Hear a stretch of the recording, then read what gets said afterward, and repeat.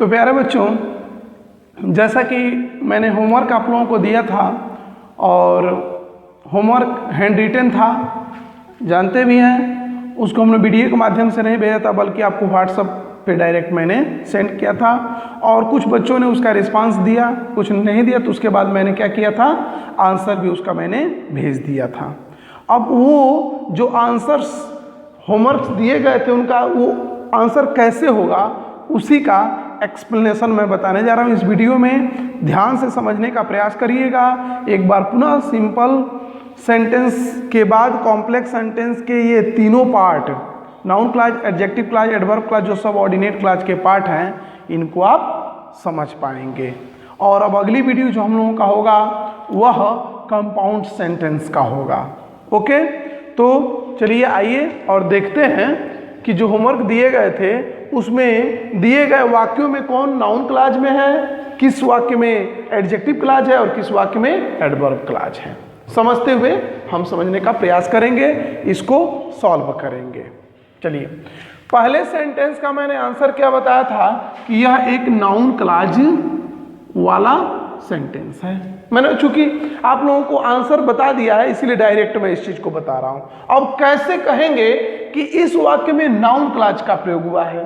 मैंने क्या बताया था कि नाउन क्लॉज वाक्य में नाउन का काम करता है, तो किसी वर्ब के सब्जेक्ट के रूप में, किसी वर्ब के ऑब्जेक्ट के रूप में। जरा ध्यान दीजिएगा, आवर कैरेक्टर यह हमारा सब्जेक्ट हो गया ना, क्योंकि नाउन है।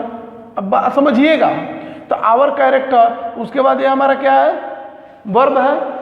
वर्ब है तो सब्जेक्ट हो गया, वर्ब हो गया, तो उसके बाद क्या आएगा, ऑब्जेक्ट। और मैंने क्या बताया था कि किसी ऑब्जेक्ट के जगह पर कोई नाउन या प्रोनाउन ही आता है, और नाउन के जगह पर आने वाला कोई भी नाउन क्लॉज या नाउन फ्रेज कोई भी वो नाउन की तरह काम करेगा। इसीलिए सब्जेक्ट के बाद वर्ब, वर्ब के बाद ऑब्जेक्ट, तो ऑब्जेक्ट की जगह पर क्या आया, व्हाट आवर कंपनी इज।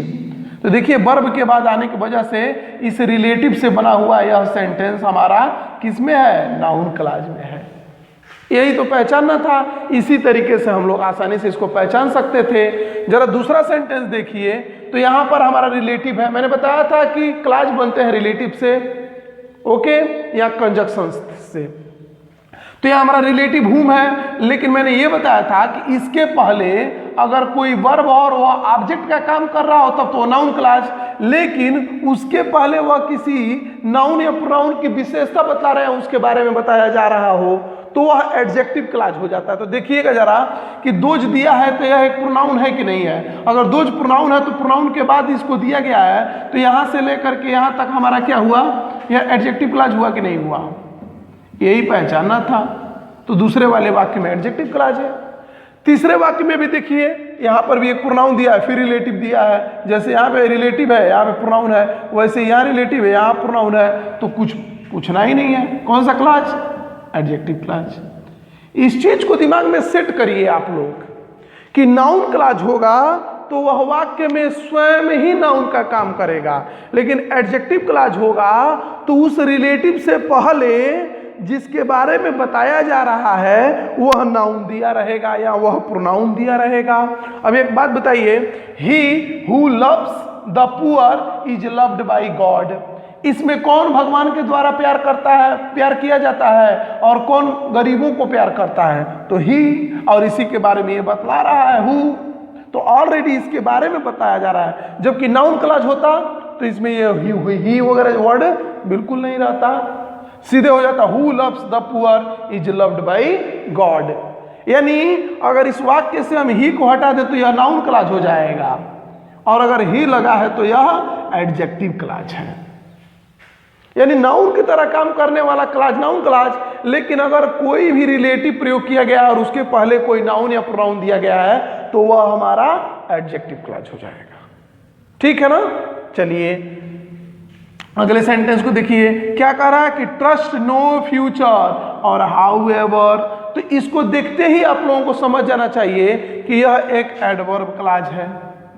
क्यों है, क्योंकि क्या मैंने बताया था कि जितने भी कंजक्शंस होते हैं, सब ऑर्डिनेट कंजक्शंस, अगर वह किसी भी वाक्य में दिख गए तो वह 100% सब ऑर्डिनेट कंजक्शन से बना हुआ क्लॉज एडवर्ब क्लॉज कहलाता है। यही चीज समझना था आप लोगों को कि एडवर्ब क्लॉज का निर्माण कैसे होता है। तो एडवर्ब क्लॉज का निर्माण किससे होता है? सबऑर्डिनेट कंजक्शंस से। तो सबऑर्डिनेट कंजक्शन है हाउएवर, देखिए, तो यह एक एडवर्ब क्लॉज का एग्जांपल हुआ। अगला देखिए, what is one man's meat. अब देखिए शुरू में ही व्हाट आ गया, आया ना, इसके पहले कोई नाउन या प्रोनाउन नहीं है, यानी इस वाक्य में कौन सा क्लॉज आ गया? Noun clause. अगला देखिए, एज, एज का प्रयोग किया गया, एज का प्रयोग किया गया यानी सबऑर्डिनेट कंजक्शन का प्रयोग किया गया। और जिस क्लॉज में सबऑर्डिनेट कंजक्शन का प्रयोग किया जाता है वह क्लॉज हमारा कौन सा क्लॉज होता है? एडवर्ब क्लॉज होता है। ठीक है, चलिए उसी तरह से देखिए, यहां देखिए, open romance is better than, क्या प्रयोग हो रहा है यहाँ पे? Subordinate conjunction. और जिस क्लॉज में सबऑर्डिनेट कंजक्शन का प्रयोग किया जाता है वह कौन सा क्लॉज होता है? तो एडवर्ब क्लॉज होता है।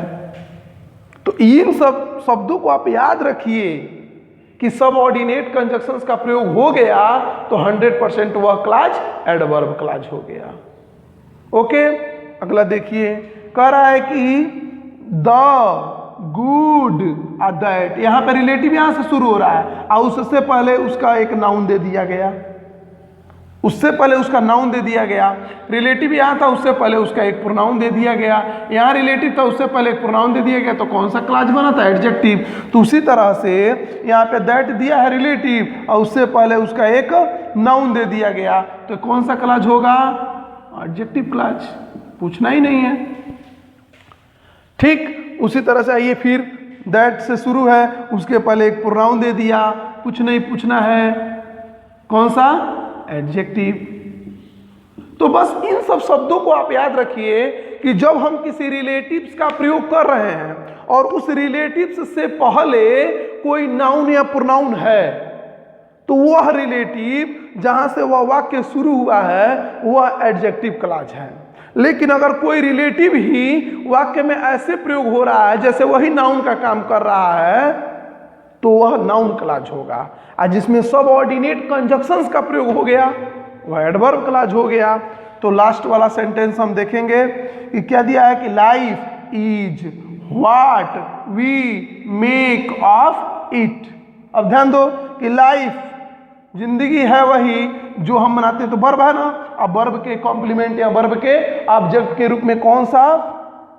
Noun clause. तो यहां से what we make of it ये क्या है? Noun clause.